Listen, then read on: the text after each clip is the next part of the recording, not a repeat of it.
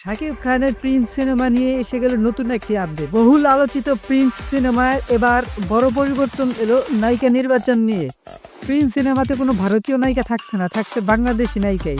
সেই নায়িকার নামও প্রকাশ হয়ে গেছে। ভারতীয় নায়িকা জ্যোতির্ময়ী কুণ্ডুর পরিবর্তে দেখা যাবে বাংলাদেশি নায়িকা সাবিলা নূরকে। প্রথম দিকে শোনা গিয়েছিল ভারতীয় নায়িকা জ্যোতির্ময়ী কুণ্ডুকে নায়িকা হিসেবে চূড়ান্ত করেছে প্রযোজনা সংস্থা।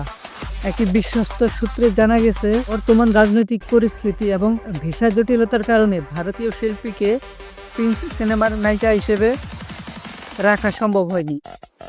একই সঙ্গে ভারত সফর করে সেখানকার লোকেশনে শুটিং করাও এখন অনেকটাই অনিশ্চিত।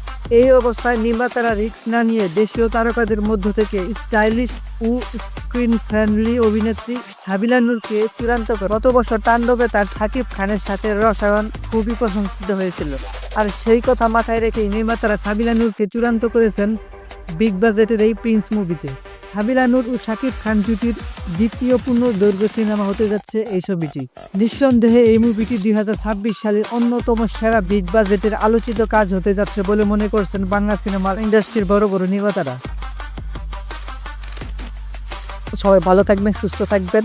আল্লাহ হাফিজ।